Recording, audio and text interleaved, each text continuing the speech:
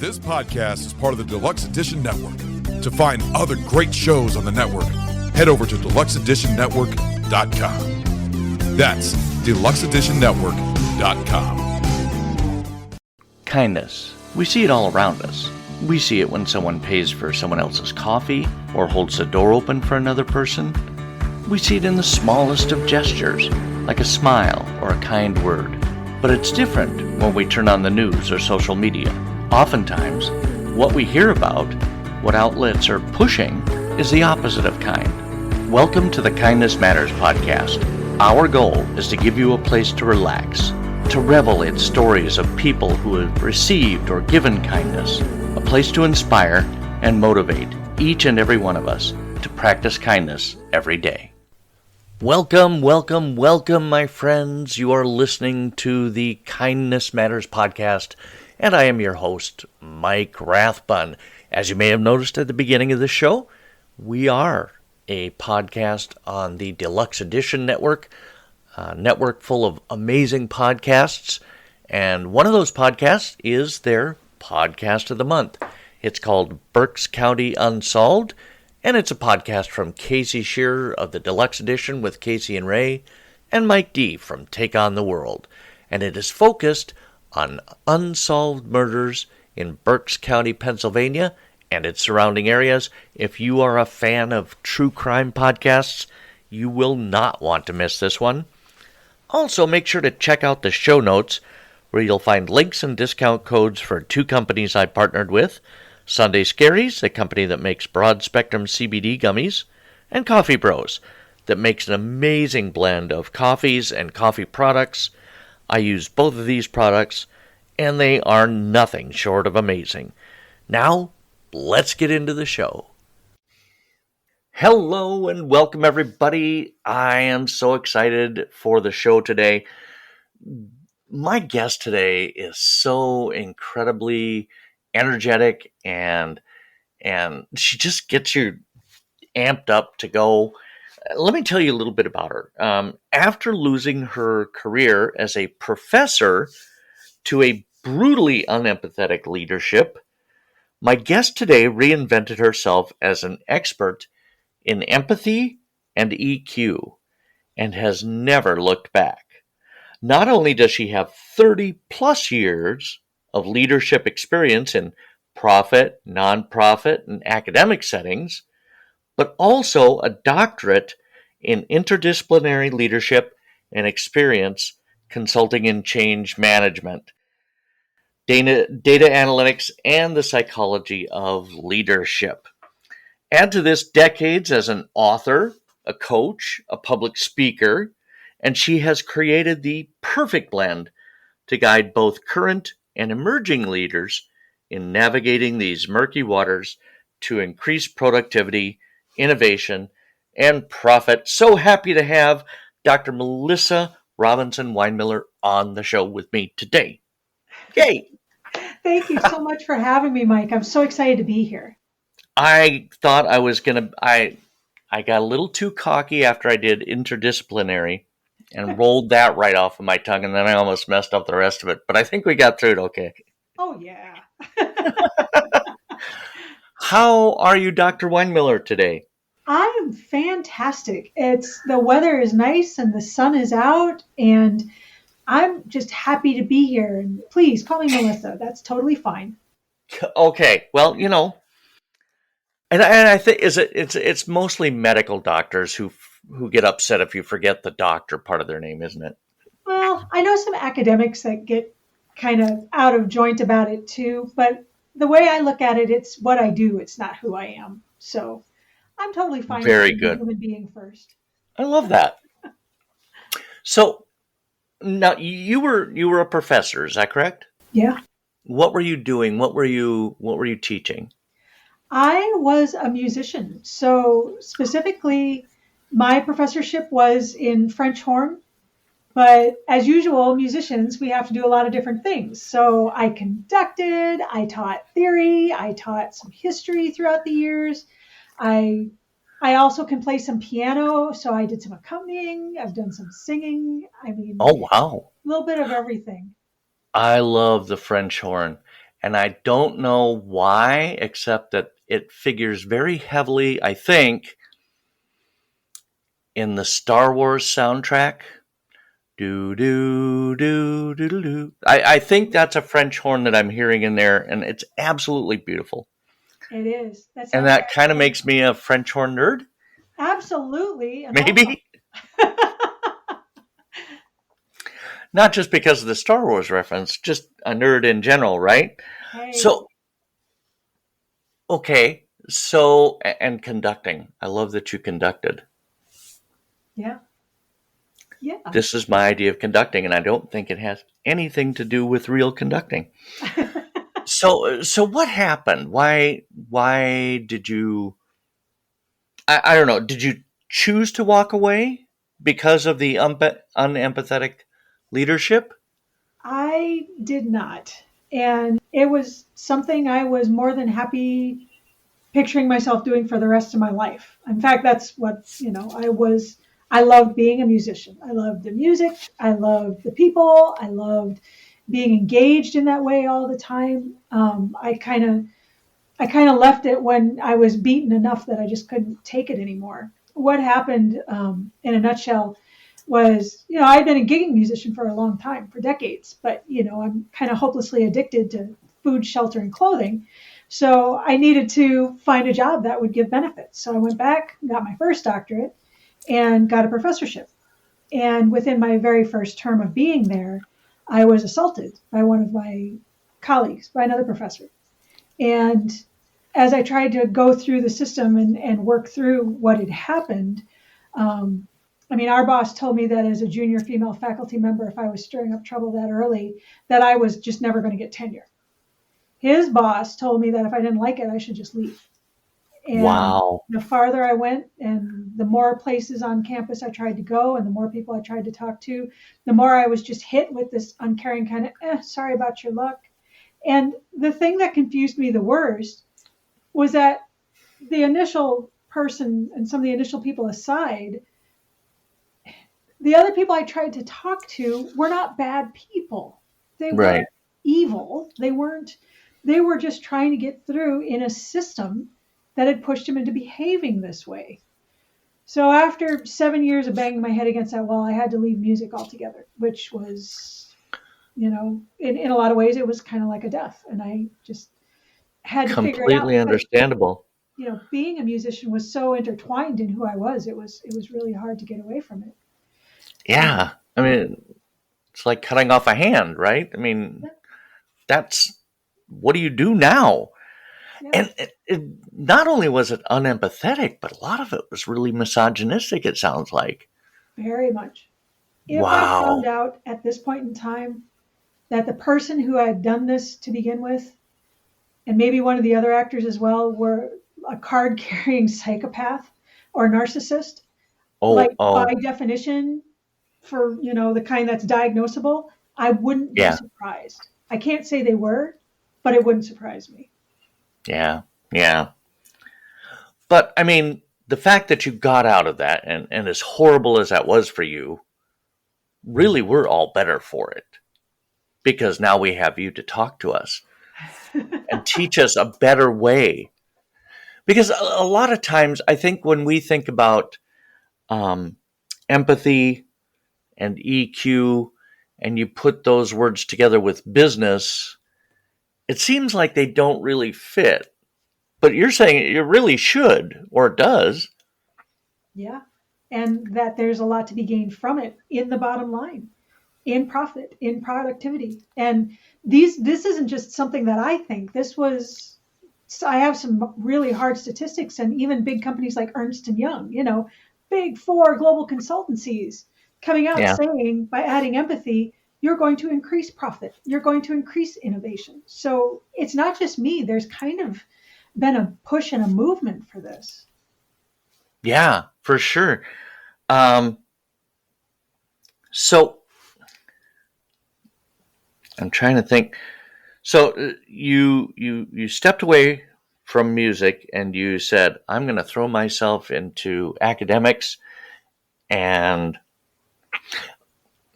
I'm sorry, I've got like a squirrel brain. Talk to me about EQ. That stands for emotional quotient. Is that correct? Yeah, emotional intelligence. It's all kind of the Mo- same. So okay. yeah, if you want to get into the academic literature, the beans and rice of it is that it means I can understand and control what I'm feeling, and I can understand what other people are feeling. And the best way that I can explain this is it's like thinking of a big tool bag. And it has all these different skills in there. And just like anything, people are naturally good at some of them more than others. But there's communication, there's self discipline, there's teamwork, there's motivation of yourself and others. And all of this is in this tool bag. And you've got hammers and chisels and wrenches and saws and whatever else in there. Well, I think that's where empathy comes in. Because in the past, they've lumped empathy into that tool bag. And what I'm saying is you actually need it first so that you've connected to people. And when you reach into this tool bag, you know that you're reaching for a hammer and not a table saw. So perfect. Yes. Once you have a grasp on empathy, you know which tool works the best to accomplish what it is that you want to accomplish. Is that correct? Right, right. Because I actually coined the term emotional intelligence in 1989. So we've been running around with this for 35 years and people still haven't figured out how to apply it to make it actionable.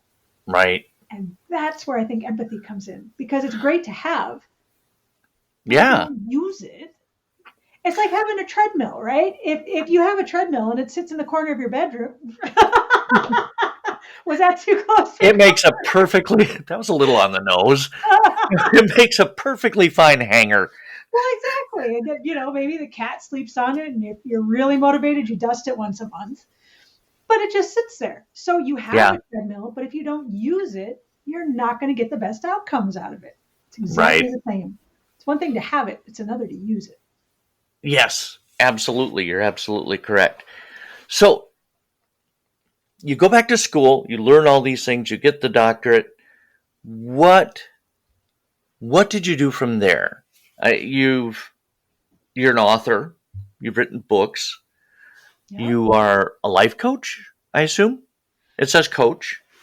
Yeah, I guess it falls under life coach. I mean, this is exactly, I think it all falls under life coach, right? Because we all have to do It does. Because you see all these different niches out there for coaches, right? And I just interviewed a gal who's a book coach. She teaches people how to write their memoirs. Oh. And it's a healing process. It's a healing tool. And we're back to tools. But yeah, it all falls under the auspices of, look at me pulling out 25-cent words, of coaching or life coaching, sure. Yeah. Well, yeah. And I mean, it sounds like it was a straight line. It really wasn't. I spun out for quite a while trying to figure out what happens next. But in the end, I have a book finished. It's going to come out the end of September, which I'm like really excited about. So, ooh, yay. There's something we can put in the show notes. Yeah. That would be fine. I would appreciate if that. There's a link, you bet I can send it to them. Absolutely. And I mean, it is about leadership and empathy because you're right. A lot of leaders hear this and like, oh, no, that means I've got to be like touchy-feely and stuff, right? And it's like, no, it's a very human thing. And it's something that you can use actionably to better not only the business, but the people in the business. It's a win-win. Okay. Can you give me an example of how a leader might use empathy to increase their bottom line, let's say? Sure. The thing with empathy is that you understand the people that you're working with. It makes you understand who's across the table from you or who your teams are. And that doesn't mean that it's like this touchy-feely, soft puppies and rainbows thing. It's not. It's a skill. It's a tool. So, right. What I tell people is that when you actually understand empathy, number one, there's two different kinds. Or at least the two there's actually like originally 42 different kinds. 42 kinds of empathy? Originally there was 42. They distilled it down to 8. And I narrow in on 2 of them, which is affective or emotional empathy, which means I can feel what you're feeling. And the other is cognitive empathy, which means I logically understand what you're feeling. Oh, And best is when sure. you actually get a combination of the both. But as a leader, to be able to take that and employ it so that I understand my people, I understand what they need, and I understand how to get the best out of them. It's huge. And It's enormous. yeah, I mean, because a lot of times, and I think we've all probably had leaders like that, right? It's like, I only know what I need out of you. And if you can't give me that, then hey, everybody, we will be right back with more of my conversation with Melissa. But first, here's another great podcast from the Deluxe Edition Network. Are you a fan of all things nerdy? Do you love delving into the latest pop culture trends while also staying updated on the news of the day? Hey there, fellow enthusiasts. Professor Aubrey here, and I'm thrilled to invite you to join us on Friends Talking Nerdy podcast, where we dive deep into all things geeky, from movies and TV shows to video games and comics. That's right, folks. It's Tim the Nerd, your friendly neighborhood geek, ready to discuss the latest professional wrestling updates alongside our takes on tech innovations and the entertainment industry. But that's not all. We also understand the importance of mental health, and we weave in thoughtful discussions on self-care and mindfulness. So, if you want to geek out while also taking care of your well-being, tune in to Friends Talking Nerdy. Friends Talking Nerdy, where pop culture meets mindfulness. Listen now on all major podcast platforms. This podcast is part of the Deluxe Edition Network. To find other great shows on the network, head over to deluxeeditionnetwork.com. That's deluxeeditionnetwork.com.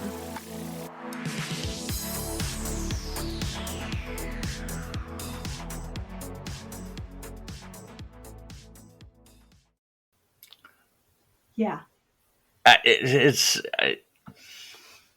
Yeah. So Go go ahead. No, Well, you go ahead.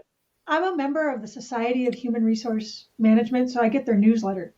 And the big thing that they're on right now is the lack of civility in the workplace. I mean, like every day there's more coming out about this. But if we actually Interesting. understood who we were as people and understood other people, and I don't mean we have to all of a sudden be living in, nirvana by Right. 10%. If we increased our empathy by 10%, problems like that, I mean, I don't think they would ever disappear, but they'd be a lot less. It seems like incivility is not limited to boardrooms and break areas, though. No. Do you think there's a bleed over between the incivility that we see just in general these days, and are people bringing it to work, or is it bleeding over from work into personal lives? Do you think? I think it's probably a little bit of both.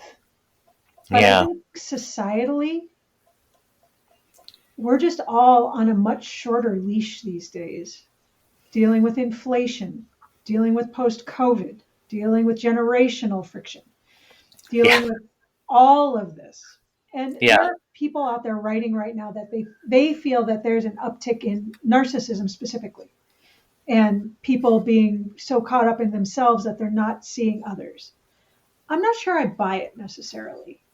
I mean, we're in really odd times right now. And it probably doesn't help that this is an election year, but we've been seeing it for like the last 4 years, maybe even 8, I don't know, where people are just downright ugly to each other. Yeah. Yeah. That's why on Failblog, they've got entire threads dedicated to Karens. To Karens? Yeah. I need to get back into Reddit more. Yeah, exactly. But yeah, it's just, what do you think is it that keeps us from seeing another person as a human being and being able to say, okay, they don't vote like me, they don't go to church like me, they don't love like me, whatever the case may be, but they are still a human being. They have the same wants and needs as I do. Yeah. Is that, I don't know what keeps people from doing that, from seeing that? You know, I This is I maybe not even in your wheelhouse. I'm sorry if I put you on the spot like that. no, not at all, because it is in regards that empathy is what allows us to interact as human beings. If I understand where you're at, you're going to be more likely to understand where I'm at. Suddenly, we are connected on the human being level. It's a lot harder to hate someone when you actually know who they are as a person and understand that this narrow band of how they vote, how they love, how they live is Right. just a compression of who they are as a human being. And I really think that's where empathy comes in. I have Yeah. been reading some literature on this, and there's a lot of conjecture that it has to do with social media, with the prevalence of it. That's probably not wrong. Well, talking about how, when you're on social media, you're in the spotlight, and people get this idea that everybody's watching them, when the reality of it is that we're really not watching anybody else, or at least not that close. Yeah, You know, exactly. but it gives you kind of an inflated sense of being the center of things when you're not, and that this may be part of what's coming out of it. Anybody who believes that should take a look at my TikTok numbers because they're pretty darn tiny. Ooh, I got a like. One like. Yes. It's just like, this is more like real life, folks. Yeah. So it's just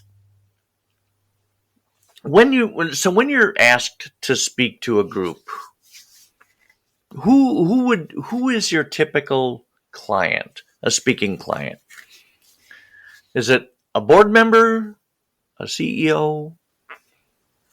As far as like public speaking, or as far as Yes. coaching or public speaking, I do quite a bit for groups, like corporate groups. It might include like a board, it might Okay. include an executive council, that sort of thing.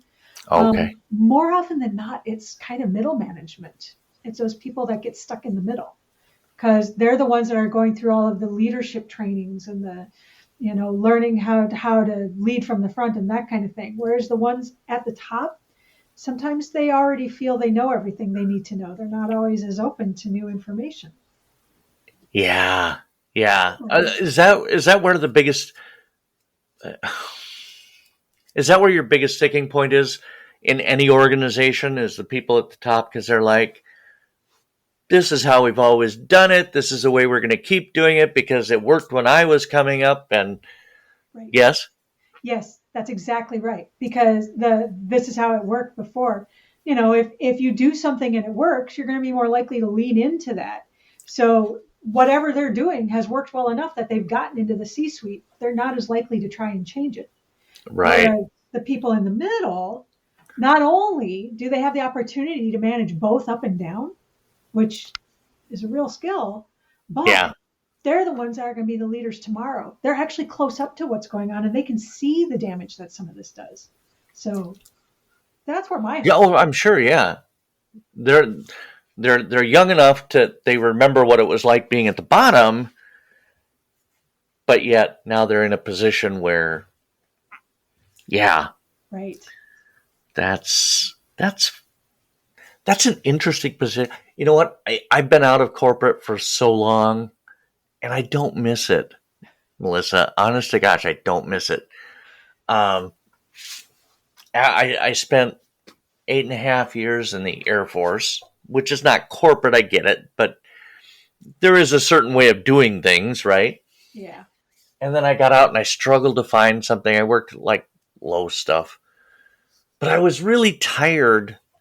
After, towards the end, I had been laid off 3 times in 2 years. Twice by the same company. And when that last one came, I went, I am so tired of this. I'm tired of looking for a job. I'm trying to figure out what people want. I'm starting my own company. And I said to my wife, I said, what do you want to do? If you could start your own business, what would you do? She said, I've always wanted to clean houses for a living. And I went, oh, that's sick. What is wrong with you? But no, we did. And Yeah. We've been doing that since 2006. And we're the bosses. Right. So yeah, I don't miss that, and I am in awe of somebody like yourself who lives in that world, really, and can teach others how to do it better with empathy. If they listen, yes, Well, you can lead a horse to water. but you can't make him think. Exactly. Exactly. Yes. So, what would you say to anybody who's struggling with leading these days about empathy? If you had one big honking giant megaphone that you could scream out to all of the middle managers and even the C-suite, what would you say about empathy? I would say know thyself. Mhm. Because a lot of these Powerful. people are very much in these high powered, high profile, ambitious positions, and their lives have been very driven in this way. But the worst person that gets neglected is themselves. They don't know their own emotions. They don't really understand what's going on. And because of that, they don't understand the repercussions. They've never taken the time to self reflect. Charity starts at home.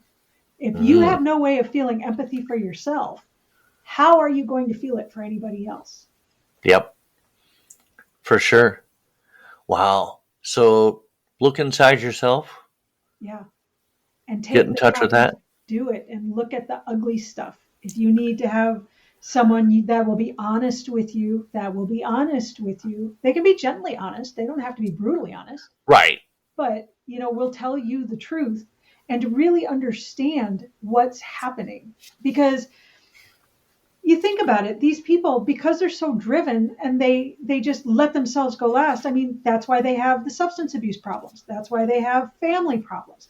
That's why they may not take care of themselves very well. They may be neglecting their own health and their own mental health. Well, yeah, and the thing is too is a lot of times they get into these leadership positions not because they're a great leader, but because they can pull in the most high profile contracts, or they were the best physician, or they were the Right. best salesman. Well, that doesn't necessarily qualify you to be the best leader. True So, story. but the first thing you have to do is look into yourself and say, yeah, I'm maybe not the best leader because I drive other people as hard as I drive myself. And that rarely has a good outcome. No, for anybody. Yeah. Yeah. Wow. It's been so much fun talking to you, Melissa. I could talk to you for hours and hours and hours, but nobody wants to listen to me drone on for hours. So Well, I would. I enjoy talking to you. This is fantastic. this is good. This is good. I'll give you that. I so appreciate. So now, you have your own website, right? I do. And it's called EQ VIA empathy. And it's called that because it's a whole lot shorter than saying EQ through the lens of empathy. And we don't need any more long website names. Emotion. Yeah, that's a huge website. Emotional intelligence. Yeah, okay. Yeah. EQviaempathy.com. Yep. That will be in the show notes. And I suppose we'll be able to find out when your book is dropping through that website. Absolutely. And I will be happy to let you know. I'm told the end of this month, so it's like really, really soon. And I'm really hopeful. I mean, it's been kind of a long crafting thing, and I'm excited. Writing is not for the faint of heart. And it's not a quick thing. No, it's definitely not quick. I think I took about a year writing my first one. But yeah, I'm looking forward to it. It'll be available on all the best bookseller sites Well, Amazon. and also Amazon. Yes. That was not to imply that Amazon, I swear I wasn't dissing you there when I Oh, said I enjoy my membership very much. no. Yes. But thank you so much for giving us this time and for sharing your thoughts with us. I really appreciate it. I appreciate you. I appreciate what you're doing. And I can't wait to do this again. Me too, Mike. Thank you so much for having me. And just, I think we're two people on the same path, spreading the same word. So the more the merrier. Amen, sister. Yeah. Take care, and we'll talk soon, Melissa. Perfect. Bye-bye. What a great conversation with Melissa Robinson-Weinmiller, Dr. Melissa Robinson-Weinmiller. I know she let me call her Melissa, but that's okay. Her name is Dr. Melissa Robinson-Weinmiller. Now, I've said it like 5 times now. It's so energetic and so uplifting. I really love the work that she's doing. Empathy is the cornerstone of kindness. Without it, there is no kindness. So I really do appreciate everything that Melissa is doing. Make sure you check out the show notes for links to her website, and of course, there you'll find her new book coming out later this month. So it's amazing. I just love conversations like that. But that will do it for this episode of the podcast. We will be back again next week, of course. Make sure you look for us and follow us on all of our socials, Facebook, Instagram, LinkedIn, TikTok, and there might be some others too. I don't know. Just go ahead and check those out first. In the meantime, be that person who roots for others, who tells a stranger that they look amazing, and encourages others to believe in themselves and their dreams. You've been listening to the Kindness Matters podcast. I am your host, Mike Rathbun. Have a fantastic week.